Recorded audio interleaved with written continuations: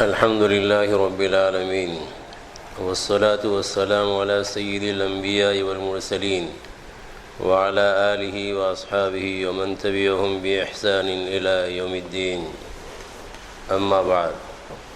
بزرگان محترم اور گھروں پر سننے والی مائیں اور بہنیں، اللہ تبارک و تعالیٰ کا انتہائی کرم ہے، فضل اور احسان ہے کہ اس جمعیت کے ساتھ اور بڑی جماعت کے ساتھ جمعہ کی نماز کی ادائیگی کا اہتمام ہونے جا رہا ہے. اللہ تبارک و تعالیٰ نے جن حالات سے دوچار کیا، ان حالات میں جو اسباق ہوں گے وہ اپنی جگہ ہے. ایک بڑا سبق یہ ہے کہ انسان کے پاس لاکھ وسائل ہوں، اسباب ہوں، لیکن وہ اسباب اور وہ وسائل مقصود تک پہنچانے والے نہیں ہوتے. چنانچہ شاندار مسجد موجود ہے، اللہ کے فضل و کرم سے ہاتھ پیر صحیح اور سالم ہے، جذبہ بھی موجود ہے، لیکن اس کے باوجود مسجد میں حاضری اللہ تبارک و تعالیٰ نے اسے روک رکھا. تو اس کا معنی اور مطلب یہ ہے کہ دنیا کی ہر چیز میں یہ تصور، یہ خیال اور یہ نظریہ ہونا چاہیے کہ جو کچھ ہوتا ہے وہ اللہ عز و جل کے حکم ہی سے ہوتا ہے. اللہ چاہتے ہیں تو اسباب میں اثر پیدا فرماتے ہیں، ورنہ تو اسباب دھرے کے دھرے رہ جاتے ہیں.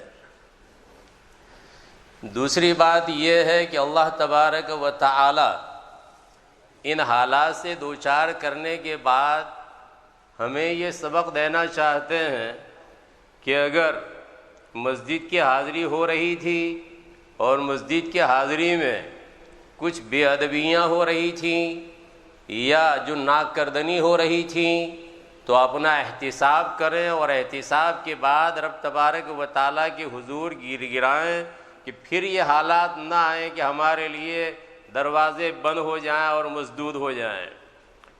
اس لیے یہ بعض مرتبہ انسانوں ہی کی بدعملی کی وجہ سے اللہ تبارک و تعالیٰ نعمتوں پر روک لگا دیتے ہیں اور نعمتوں کو روک دیتے ہیں. ہونا تو یہی چاہیے ہم اسی خیال سے آگے چلیں، ورنہ یہ بھی ہو سکتا ہے کہ رب تبارک و تعالیٰ کی آزمائش ہے. رب تبارک و تعالیٰ یہ دیکھنا چاہتے کتنی طلب ہے، کتنی تڑپ ہے اور کیسے مانگتے ہیں. یہ بھی ہو سکتا ہے. ایک طرف یہ بھی ہو سکتا ہے کہ بدعملی ہو، دوسری طرف یہ بھی ہو سکتا ہے کہ بدعملی نہیں، لیکن اللہ تبارک و تعالیٰ دیکھنا چاہتے ہیں کہ طلب ہے کہ نہیں، تڑپ ہے کہ نہیں. اشتیاق پیدا کرنا چاہتے ہیں کہ اب حاضری ہو تو رب تبارک و تعالیٰ کے دربار میں اور دربار عام میں ہم خلوص دل کے ساتھ شریک ہوں، رب تبارک و تعالیٰ کی جناب میں ہم حاضری دیں. نبی اکرم صلی اللہ تعالیٰ علیہ وسلم پر سورہ علق کی ابتدائی 5 آیات نازل ہوئیں. ان 5 آیات کے بعد پھر فترت ہوئی اور وہی رک گئی. ویسے مختلف اقوال ہیں کہ کتنی مدت تک رکی رہی. البتہ ایک قول یہ کہ 3 سال تک وہی رکی رہی، اور 3 سال کے بعد پھر وہی کا سلسلہ شروع ہوا ہے. یا ایھا المدثر قم فانذر وربک فکبر. اس میں جہاں اور اسرار ہیں، جہاں اور حکم ہیں، جہاں اور مصلحتیں ہیں، وہاں ایک مصلحت یہ بھی ہے کہ آپ علیہ الصلاۃ والتسلیم نے جس کلام کو سنا ہے، جس کلام کو اپنے دل میں محفوظ فرمایا ہے، اب مزید اس کے لیے شوق پیدا ہو، اس لیے وہی کو روک دیا گیا تھا. اور پھر اس کے بعد شوق کا یہ حال ہوا کہ رسول اکرم صلی اللہ تعالی علیہ وسلم بالکل بے تابانہ انداز میں زندگی گزار رہے ہیں بات کی. اور پھر صحیح بخاری کی میں روایت میں جاؤں گا تو کچھ مزید تفصیل کی بھی ضرورت پیش آئے گی، اس لیے کہ اس روایت سے ایسا معلوم ہو رہا ہے کہ آپ علیہ الصلاۃ والتسلیم اس بےتابی میں اپنی جان دینا چاہتے ہیں. آپ علیہ الصلاۃ والتسلیم اس قدر بےتاب ہو گئے ہیں. تو اسی طریقے سے ہم ایک عرصے تک کم و بیش 3.5 مہینے تک مساجد کی حاضری سے دور رہے، تو اب اشتیاق پیدا ہو اور اشتیاق کے ساتھ ہماری یہ حاضری ہو.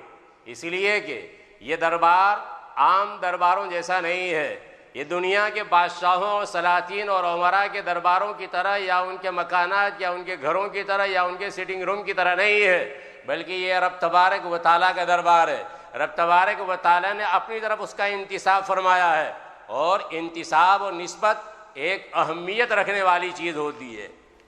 3 صاحب ہوں گے، ان 3 صاحب میں سے ایک صاحب جو ہے، اب یہ کہ وہ کیسے کیسے صاحب تھے اس کی تفصیل میں نہیں جانتا، مختصر اپنے کام کی جو چیز ہے وہ میں نقل کرتا ہوں۔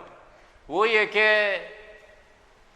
کسی بادشاہ سے کہا کہ فلاں آدمی ایسا ویسا ڈبل پیسہ ہے، فلاں آدمی ایسا، فلاں آدمی ایسا۔ اب بادشاہ کو یقین نہیں آ رہا تھا کہ ایسے ہی ہے جیسے تم کہہ رہے ہو، تو کہا کہ آزما لو، آزما لو۔ آزمانے کی شکل کیا ہے کہ آزمانے کی شکل یہ ہے کہ ان کو ایسا کہو، ایک کو بلاؤ، ان کو ایسا کہو کہ یہ تمہاری جو ڈھاری ہے وہ ڈھاری بیچنا ہے 500 پاؤنڈ میں، پاؤنڈ میں ابھی بول رہا ہوں، تو 500 پاؤنڈ میں۔ تو ایک آدمی کو بلایا، اس آدمی کو کہا کہ 500 پاؤنڈ میں بیچنا ہے، کہا کہ ٹھیک ہے 500 پاؤنڈ مل رہے ہیں، ڈھاری کا صفایا ہوا، رخصت۔ دوسرے ایک صاحب کو بلایا اور کہا 500 میں بیچنی ہے، تو کہ نہیں گناہ کی چیز ہے یہ، اور وہ ٹھیک ہے جاؤ۔ تیسرا آدمی آیا اور اس سے کہا بیچنا ہے، ٹھیک ہے کتنا؟ 500 لیا۔ 500 لینے کے بعد پھر یہ کہا، اب اس نے وہ حلاق کو کہا، بادشاہ نے حلاق کو، داڑھی مونڈنے والے کو، شیو کرنے والے کو، باربر کو کہا کہ اس کی داڑھی مونڈو۔ تو کہ بادشاہ صاحب آپ غور فرما لیں، کیا واقعی اس کو مونڈنا ہے؟ اس لیے کہ اب میری داڑھی نہیں آپ کی داڑھی ہے، آپ کی داڑھی مونڈی جا رہی ہے۔ بادشاہ نے بھی سوچا کہ یہ میری چیز ہے نا، ٹھیک 500 بھی مل گئے، داڑھی بھی صحیح سلامت۔ سمجھتے ہوئے شاید دیر لگے گی۔ یہ داڑھی ہے میری داڑھی نہیں، اس داڑھی کی نسبت آپ سے متعلق ہو گئی ہے۔ وَأَنَّ الْمَسَاجِدَ لِلَّهِ، ویسے تو زمین کا ٹکڑا یہ بھی ٹکڑا ہے، وہ بھی ٹکڑا ہے، لیکن اس ٹکڑے کی نسبت رب تبارک و تعالیٰ کی طرف ہو گئی ہے، تو نسبت کا یہ اثر ہے۔ وَأَنَّ الْمَسَاجِدَ لِلَّهِ، تمام مساجد اللہ تبارک و تعالیٰ کی ہے۔ وہ بیوت اللہ ہے، فی بیوت اذن اللہ ان ترفع ویذکر فیہا اسمہ، اللہ تبارک و تعالیٰ اپنے بیوت قرار دے رہے ہیں، اور حدیث پاک میں نبی اکرم صلی اللہ تعالیٰ علیہ وسلم نے اس کو ریاض الجنہ سے تعبیر کیا، جنت کی کیاریاں ہیں۔ تو میں نے کہا کہ یہ عام مکان نہیں ہے، عام جگہ نہیں ہے، بلکہ ایک خصوصی اہمیت کی حامل جگہ ہے، اور نبی اکرم صلی اللہ تعالیٰ علیہ وسلم کی یہاں اس کی یہ حیثیت ہے کہ اگر اس میں جھاڑو دینے والا یا جھاڑو دینے والی اس کا انتقال ہو گیا اور صحابہ کرام نے کوئی اہمیت نہیں دی، دفن کر دیا اس کو، نبی اکرم صلی اللہ تعالی وسلم نے نہیں پایا، راجح قول کے مطابق وہ سیاہ اور کالی عورت، تو آپ علیہ الصلوۃ والتسلیم نے دریافت فرمایا، جواب دیا گیا کہ اس کا تو انتقال ہو گیا، اس کو تو دفن کر دیا۔ آپ علیہ الصلوۃ والتسلیم نے فرمایا دلونی علی قبرہا، اس کے قبر کی رہنمائی کرو۔ آپ علیہ الصلوۃ والتسلیم قبر پر تشریف لے گئے اور اس کی صلاۃ جنازہ پڑھی۔ مسجد کی صفائی کا اہتمام کرنے والا یا صفائی کرنے والی خاتون اور اس کی وقت اور اس کی اہمیت نبی اکرم صلی اللہ تعالی وسلم کے قلب اطہر میں یہ ہے، اور ان جگہوں کا تقاضا یہ ہے، مساجد کا تقاضا یہ ہے۔ رسول اکرم صلی اللہ تعالی وسلم نے ہر محلے میں مسجد قائم کرنے کے لیے فرمایا، وہ تو ہماری مجبوریاں ہیں، ورنہ ہر محلے میں مسجد قائم کرنے کے لیے فرمایا، اور آپ علیہ الصلوۃ والتسلیم نے اس کی تطہیر کا، اس کی تنظیف کا، اس کی صفائی کا، اس کی تعطیر کا، اس کو معطر رکھنے کا حکم دیا۔ حضرت عمر رضی اللہ تعالیٰ عنہ باقاعدہ اہتمام کرتے اور کراتے تھے اپنی مسجد میں، یعنی مسجد نبوی میں بھی اور باقی مساجد میں بھی، کہ اس میں دھنی دی جائے۔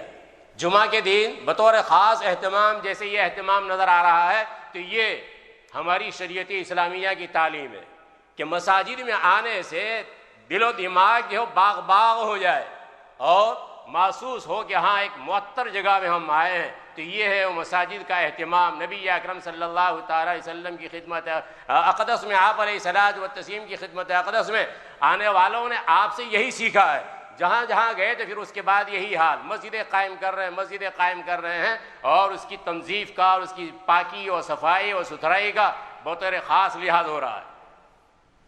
تو اگر اس مسجد سے متعلق بھی اگر کچھ ہدایات کی جائیں کہ بھئی فلاں چیز ہونی چاہیے، فلاں چیز نہیں ہونی چاہیے، تو ہمیں اس کا خیال رکھنا چاہیے۔ ویسے ہر انسان کی اپنی ایک ذمہ داری ہے۔ یہ معنی اور یہ مطلب نہیں ہے کہ بعض چیزیں ہم یہ سمجھتے ہیں کہ بھئی یہ تو کلینر کا مسئلہ ہے۔ یہاں بطور خاص برطانیہ میں ایک چیز یہ دیکھنے میں آئی جو خوبی یہ ہے کہ آدمی جب بیٹھتا ہے اور وہاں کچھ نظر آتا ہے تو فوراً اٹھا کے اس کو اپنی جیب میں رکھ دیتا ہے۔ بہت بڑھیا بات ہے، بہت بڑھیا عمل ہے یہ۔ حضرت امام بخاری رحمۃ اللہ علیہ کی داڑھی مبارک میں کچھ تنکا تھا، ایک صاحب نے وہ تنکا جو ہے وہ ہٹایا اور وہاں پر ڈال دیا۔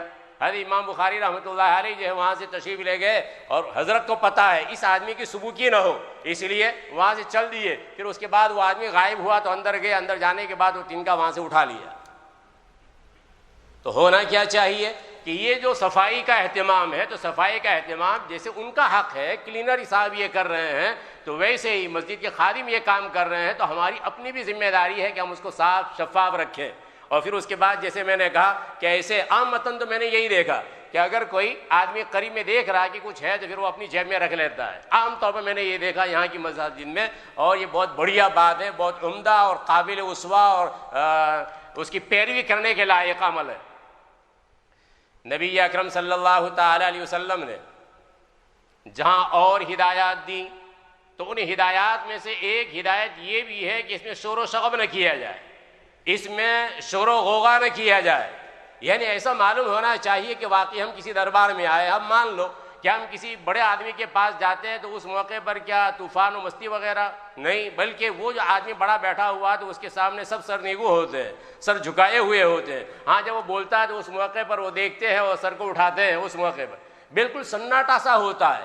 ٹھیک اسی طریقے سے مسجد بھی یہ چاہ رہی ہے اور اللہ کا گھر بھی یہ تقاضا کر رہا ہے کہ مجھ میں بھی ویسا شور و شغب جیسے گھروں میں ہوتا ہے، جیسے بازاروں میں ہوتا ہے، جیسے اور جگہوں میں ہوتا ہے، ایسا نہیں ہونا چاہیے۔ یہ حب البلاد ہے اور اللہ تبارک و تعالیٰ کو سب سے محبوب یہ جگہ ہے، اور اس کے تقاضوں میں سے یہ ہے کہ جب انسان یہاں آئے پاک صاف شفاف ستھرے ہونے کی حالت میں آئے، اور اس انداز سے کہ پتہ چلنا چاہیے کہ کسی بڑے آدمی کے پاس جا رہے ہیں، احکم الحاکمین کے دربار میں جا رہے ہیں۔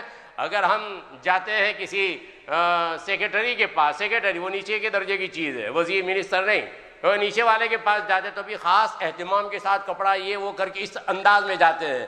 ٹھیک اسی طریقے سے شریعت مطہرہ بھی یہ چاہتی ہے کہ یہاں جب آیا جائے تو اسی انداز سے حاضر ہوا جائے، مسجد میں بھی اسی انداز سے حاضر ہوا جائے۔ بہت سے حضرات یہ سمجھتے ہیں کہ بھئی اس میں کیا ہو گیا، بغیر ٹوپی کے نماز پڑھو، اس میں ہو کیا گیا ہے۔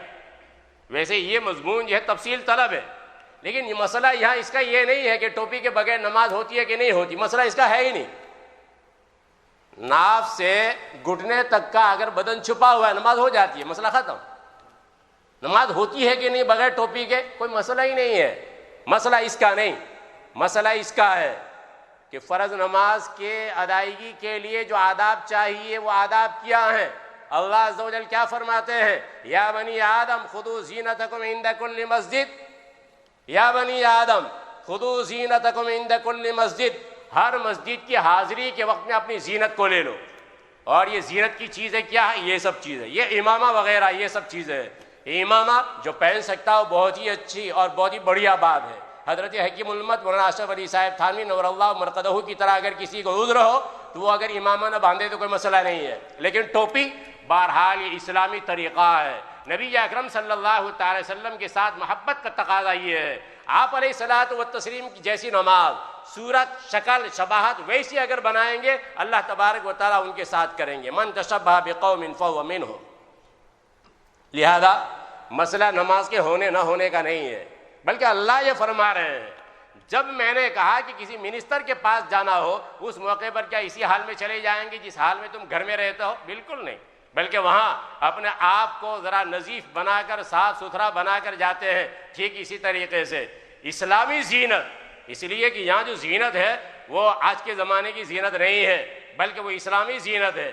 رسول اکرم صلی اللہ تعالی وسلم ٹوپی پہنتے تھے، صحابہ کرام ٹوپی پہنتے تھے، تو سر کو ڈھانک کر نماز پڑھی جائے، سر کو ڈھانک کر، یہ بھی اس کے آداب میں سے ہے۔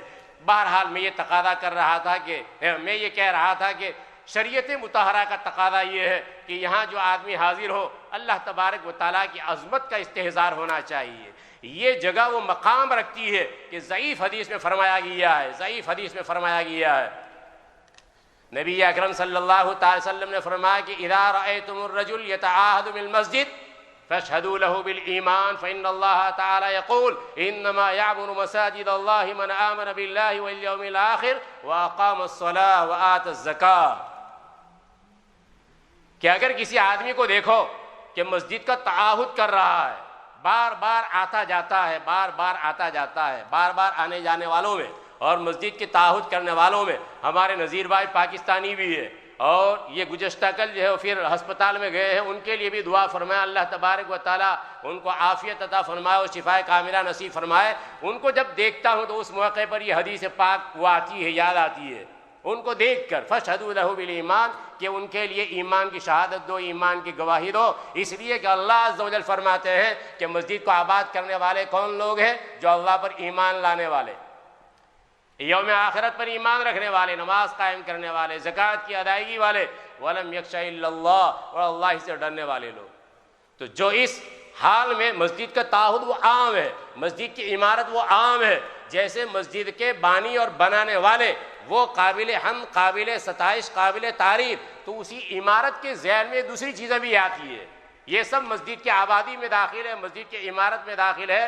باقاعدہ اہتمام کرنا، جو آدمی معذور ہو ان کا مسئلہ الگ ہے، لیکن اگر معذور نہیں ہے تو پھر یہاں آنے کے بعد اس کی ادائیگی، مسجد میں آنے کے بعد ادائیگی، اور مسجد میں بار بار آنا جانا، اور مسجد میں ذکر، فکر، طاعت اور عبادت میں اپنے آپ کو لگانا، یہ ہے عمارت، مسجد کی عمارت، مسجد کی تعمیر، مسجد کی آبادی، مسجد کو بنانا اور مسجد کو سنوارنا، یہ سب چیزیں اس میں داخل ہیں۔ اور جو چیزیں مسجد کے لائق نہیں ہے، مسجد کے شایان شان نہیں ہے، گپ شپ وغیرہ، غیبت کرنا عام حالت میں بھی ممنوع ہے، اور مسجد میں تو پھر اس کی مذمت اور بڑھ جائے گی، قباحت اور بڑھ جائے گی، پھر یہ مسجد کا ٹکڑا بھی یہ کہے گا کہ میری حرمت کو بھی اس نے پامال کیا تھا۔ یعنی ایک تو یہ کہ گھر ہے، تو گھر ہے وہاں بھی گناہ ہے، لیکن یہاں وہ ڈبل حق چل رہے ہیں۔ ایک مسلمان کی بے عزتی ہے، گناہ کی چیز ہے، لیکن اگر مسجد میں آدمی گپ شپ کر رہا ہے، بلا وجہ تبصرے کر رہا ہے، تو یہ سب چیزیں گناہ کی ہے۔ اور میں نے کہا کہ یہ مسجد وہ مقابلے میں کھڑی ہو جائے گی۔ ہاں، مسجد میں بھی حیات ہے، مسجد کے در و دیوار ویسے نہیں ہے، بے جان نہیں ہے، ان میں بھی جان ہے، اور یہ کل قیامت کے دن حاضر ہوں گے اور اپنے اندر آنے والوں اور عبادت کرنے والوں کے حق میں گواہی دینے والے بنیں گے۔ لیکن اگر اس کے حقوق کی پامالی کرنے والے ہوں گے تو یہ پامالی کرنے والوں کے خلاف پھر گواہی دینے والے بنیں گے در و دیوار۔ رب تبارک و تعالیٰ ان سب چیزوں کو حاضر کریں گے، پورا کا پورا، ایسے جیسے وہ فلم ہوتی ہے اور فلم کے اندر میں بٹن دباؤ اور یہ پورا ماجرا چلتا ہے، ٹھیک اسی طریقے سے وہاں رب تبارک و تعالیٰ کی یہاں ہوگا۔ ہو سکتا ہے کہ یہ سب چیزیں اللہ تبارک و تعالیٰ نے اسی لیے لوگوں کے ذہنوں میں ڈالی تاکہ وہ منظر سامنے آ جائے، ان کو سمجھ میں آ جائے کہ ایسا ہو سکتا ہے، انسان نے گناہ کیا، چوری کی، یہ کیا، وہ کیا، اب وہ فلم پوری چلائی جائے گی، آدمی انکار ہی نہیں کر پائے گا۔ آدمی انکار نہیں، شروع میں تو انکار کرے گا، وہ کہے گا، لیکن پھر اس کے بعد اعضا بھی بولنے لگیں گے۔ اور یہ دنیا میں ستاری کا جو معاملہ ہے، اللہ تبارک و تعالیٰ وہاں بھی ستاری کا معاملہ فرمائے، لیکن اگر حال الٹا ہوا تو پھر اس کے بعد جن گناہوں کو ہم نے اپنے ماں باپ سے چھپایا ہے، اور جن گناہوں کو اپنے بھائیوں سے اور بہنوں سے اور عزیزوں سے، رشتہ داروں سے اور دوسرے مسلمانوں سے چھپایا ہے، وہ سب کی سب فلم پوری چلائی جائے گی۔ اللہ تبارک و تعالیٰ محفوظ فرمائے۔ اور یہ جو نعمت عظمیٰ ہمیں حاصل ہوئی ہے، اس نعمت عظمیٰ کی ہم قدر کریں، اور اس نعمت پر اللہ کا شکریہ ادا کریں کہ دوبارہ یہ مسجدیں ہمارے لیے کھل گئی ہیں، اور یہ جو پابندیاں ہیں، یہ پابندیاں وقتی ہے۔ اگر ہم نے اس کا لحاظ کیا اور جو یہاں سے ہدایات دی جاتی رہی اس کے مطابق ہم عمل کرتے رہے تو انشاءاللہ یہ دروازے کھلے رہیں گے، ہمیشہ کے لیے کھلے رہیں گے، بلکہ اس کے بعد پھر وہ شکل بھی آ جائے گی کہ اس میں کندھے سے کندھا ملا کر، اور شیطان کو موقع بھی نہیں دیں گے بیچ میں گھسنے کا انشاءاللہ العزیز۔ لیکن پابندیوں کا لحاظ کریں اور ساتھ ساتھ رب تبارک و تعالیٰ سے مانگیں، اس لیے کہ پوری کی پوری ڈور وہ اللہ کے ہاتھ میں ہے۔ اب اس کی قدر کریں، اللہ نے جو نعمت عطا فرمائی ہے اس نعمت کی قدر کریں، رب تبارک و تعالیٰ عمل کی توفیق مرحمت فرمائے۔ آمین۔ وآخر دعوانا الحمدللہ رب العالمین۔